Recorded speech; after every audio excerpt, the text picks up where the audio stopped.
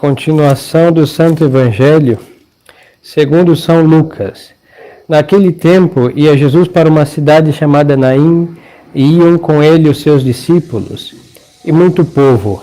E, quando chegou perto da porta da cidade, eis que era levado um defunto a sepultar, filho único da sua mãe, e esta era viúva. E ia com ele muita gente da cidade. E tendo-a visto, o Senhor, movido de compaixão para com ela, disse-lhe: Não chores. E aproximou-se e tocou o esquife. E os que o levavam pararam. Então disse ele: Jovem, eu te digo, levanta-te. E sentou-se o que tinha estado morto e começou a falar. E Jesus entregou a sua mãe. E todos ficaram possuídos de temor e glorificavam a Deus, dizendo: Um grande profeta apareceu entre nós, e Deus visitou o seu povo. Em nome do Pai, do Filho e do Espírito Santo. Amém. Louvado seja nosso Senhor Jesus Cristo. Podem sentar. Estimadas almas, nesta quinta-feira da quarta semana da Quaresma, a Santa Igreja nos deixa este Evangelho e nele temos, como em todas as partes da Sagrada Escritura, muitas lições. A primeira é que quem ressuscita este jovem é Nosso Senhor, mas o que o levou a fazer isso foram as lágrimas da sua mãe, porque a sua mãe era viúva e era o seu único filho que ela estava sepultando. Não é a multidão, o evangelista São Lucas narra que havia muita gente, mas não é a multidão, porque a multidão ia fazer o quê? Enterrar um defunto. Ou seguir Nosso Senhor, como até então muitos seguiam. E Nosso Senhor se comove em outra ocasião com a multidão, quando o acompanham por muito tempo e estão com fome. Aí o evangelista diz que Nosso Senhor se compadeceu porque estão 3 dias com ele e não tinham o que comer. Aí ele faz a multiplicação de pães e peixes. Mas isso em outra ocasião. Agora Nosso Senhor vê as lágrimas, mas não é somente essas lágrimas que as nossas mães derramam por nós, hein? E não é longe de mim condenar.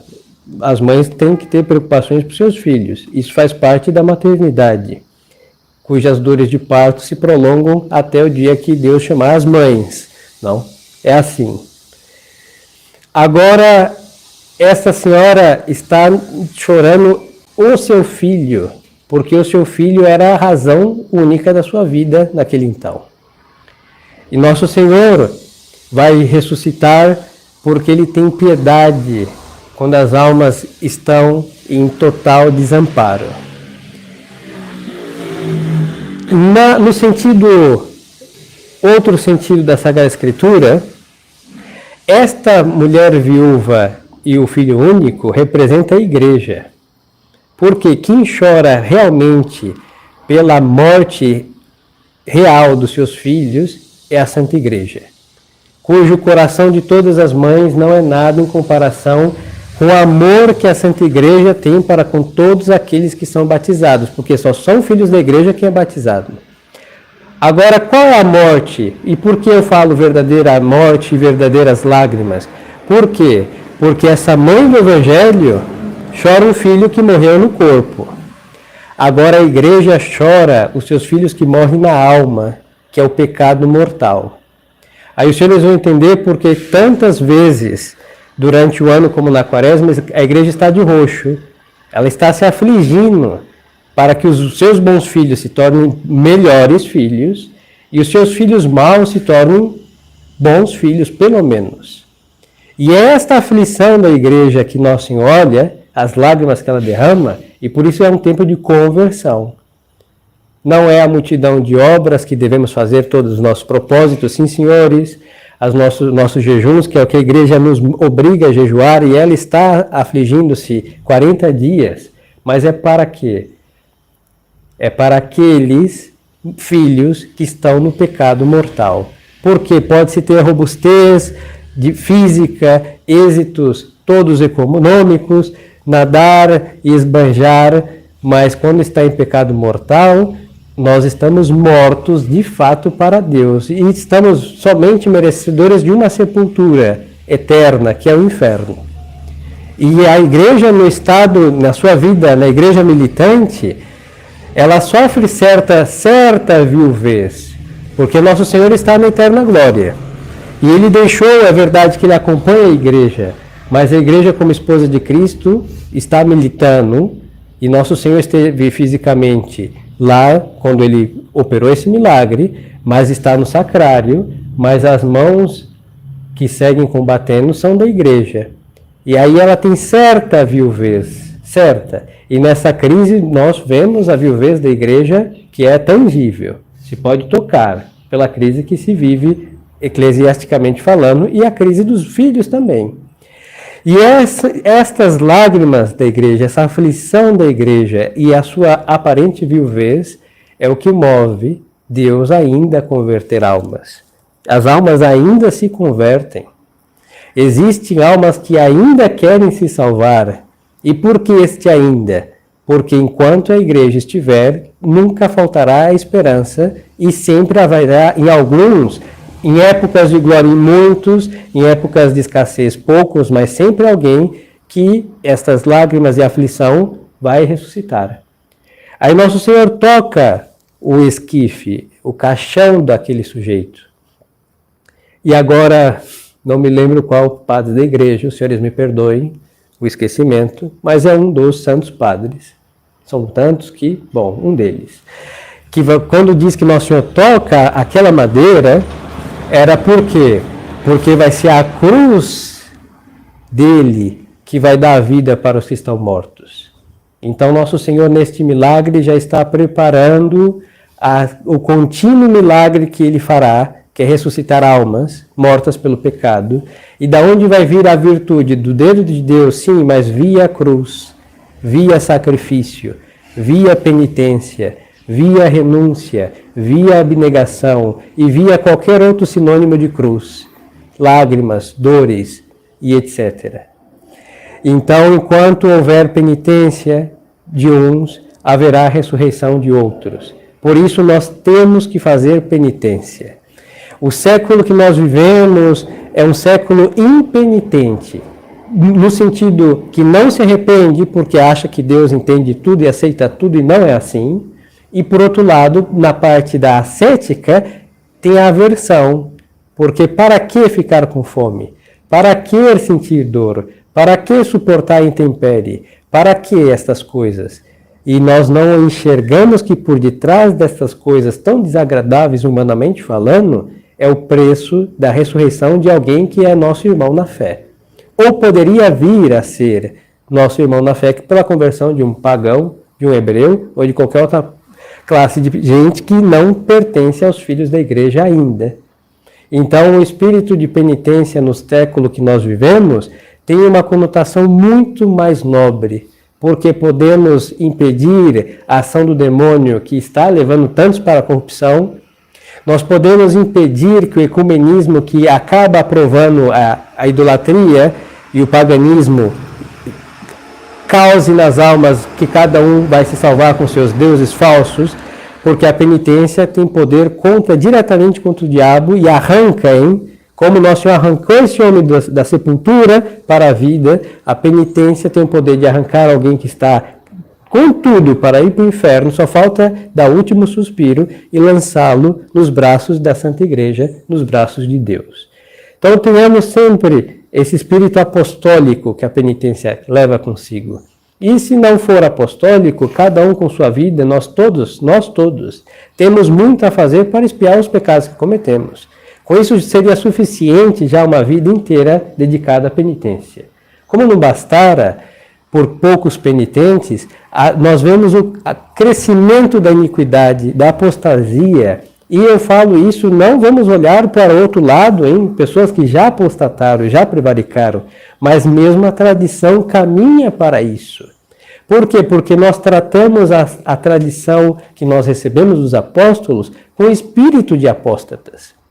Nós tratamos a religião divina que nós professamos com espírito mundano. E qual que é o mais forte? é o Espírito. Se é movido pelo Espírito de Deus, nos levará para Deus. Mas se fazemos as coisas do espírito da apostasia, nos levará para a apostasia. Se fazemos as coisas com o espírito mundano, nós nos transformaremos em mundano.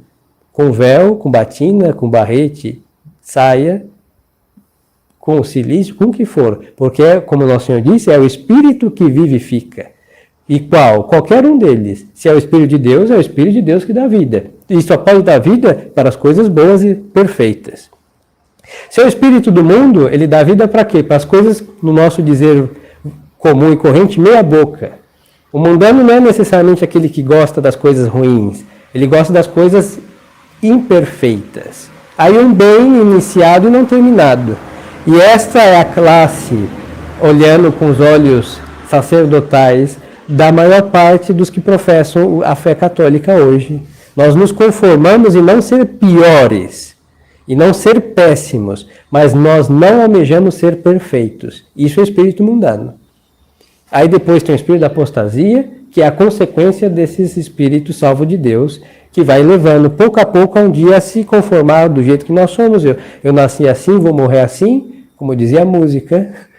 E aí, bom, Deus vai ter que nos aceitar assim. E isso não é verdade. Não foi para isso que ele morreu na cruz. Não foi para isso que ele fez a sua mãe derramar aquelas lágrimas do Calvário e ter o coração despedaçado. Não foi para isso que ele nos deixou a Santa Missa, nos deixou a confissão e todos os sacramentos. Não foi para isso. Foi para quê? Para que sejamos perfeitos. Perfeitos. Aí os senhores podem dizer, como eu também posso me agregar à voz do Senhor de dizer padre, mas é muito difícil. Não. Todos nós estaríamos enganados. Sabe por quê? Porque o mais difícil é a cruz. E ninguém vai precisar chegar a pagar este preço, porque alguém já pagou. E com preço de quê? De Deus.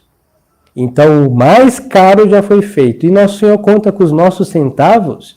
Todo mundo tem os centavos de um jejum, os centavos de um rosário, os centavos de engolir alguns anfíbios quando está a ponto de partir para a agressão, e os centavos de qualquer sacrifício que é centavos em comparação com o preço caríssimo que o crucifixo estampa aos nossos olhos. Por isso nós não podemos ter este desespero diante de conhecer a perfeição, porque esse desespero conta com as forças humanas somente, que não alcança nem aos centavos, mas a força humana ínfima, com a graça de Deus, alcança até Deus. Então, queridas almas, esse jovem ressuscitado deve causar em nós, então, a mesma esperança de ressuscitarmos. Lá no final, para a glória. Mas cada dia para ressuscitarmos, nós temos que morrer. E morrer para alguém. Para Deus. Aí vamos praticar a virtude que nos consome. E vamos viver para Ele. Agora, se nós vivemos para o mundo, aí nós vamos ter que morrer no sentido que não viveremos para Deus. E aí o pecado nos consome muito mais do que a virtude. E é só olhar a história de qualquer pecador. Para ser um pecador e servir o pecado, que se consome noites de sono, se consome o pouco que tem, aí cai em dívidas terríveis, porque o pecado custa muito dinheiro, custa a reputação, porque se perde a vergonha, se perde tudo porque o pecado quer o ser humano profundamente afogado no lamaçal, e não só a metade. E Deus nos quer totalmente limpos e livres desse lamaçal, e é conforme a nossa finalidade.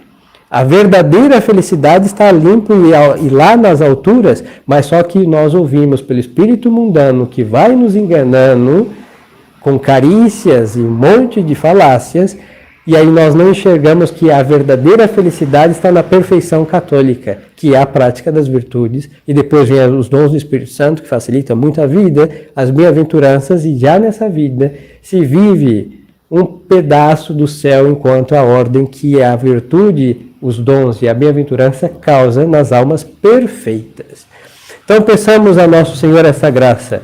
E na Santa Missa, peçamos, Senhor, eu quero ressuscitar para ter uma vida digna daqueles que se chamam cristãos, católicos. Porque aquele preço alto, se nós não investirmos na nossa alma, nós vamos estar jogando o tesouro de Deus ao lamaçal. E aí é uma grande e grave profanação.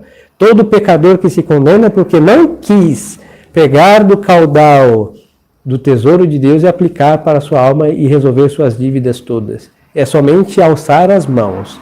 Isso que Deus nos pede. Então não sejamos insensatos, em definitiva. Totalmente com uma estupidez tremenda no caminho da salvação, mas alçamos nossas mãos das riquezas de Cristo, nós sairemos de nossas misérias. E que a Santíssima Virgem, que é tesoureira de todos esses tesouros de Deus, e ela quer investir nas almas dos seus filhos, as lágrimas que ela derramou por nós, e as suas preces contínuas por nós, junto com a lágrima da igreja, que chora por cada um de nós, que não seja de balde tanto sacrifício. E apliquemos as nossas almas por amor a Deus e a estas almas que tanto amamos, a Santíssima Virgem, os santos e a Santa Igreja, que é a nossa mãe, para que sejamos perfeitos segundo o critério de Deus para cada um de nós. Louvado seja nosso Senhor Jesus Cristo. Sempre seja louvado. Em nome do Pai, do Filho e do Espírito Santo. Amém.